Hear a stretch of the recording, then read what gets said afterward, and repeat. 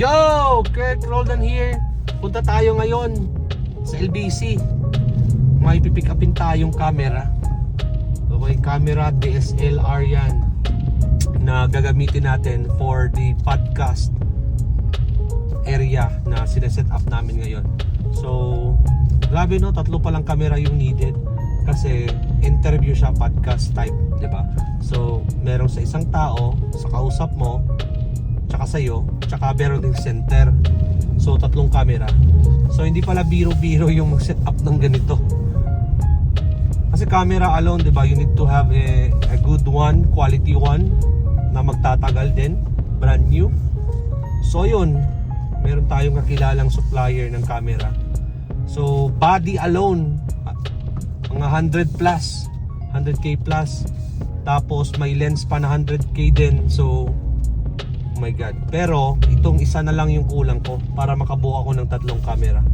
Ayan. Gagawin natin yan kasi pangarap ko din magkaroon ng podcast na set up since before, no? So ngayon, mangyari na talaga. Pipick upin lang natin. Let's go!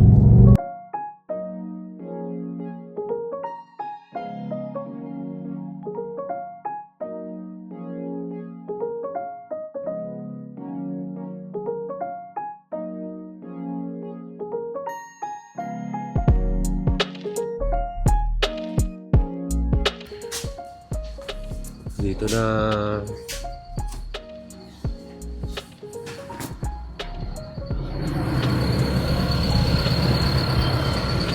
Naka-record ka?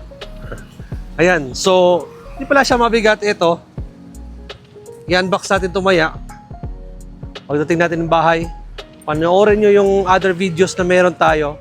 Kasi doon papakita ko sa inyo yung mga binibili naming gamit para ma-set up yung podcast area. Baka sakaling gusto nyo din gumawa ng or gusto nyo magkaroon ng sariling podcast area, i-add ko yung mga ginagamit namin or mga binibili namin to set up a podcast room, no?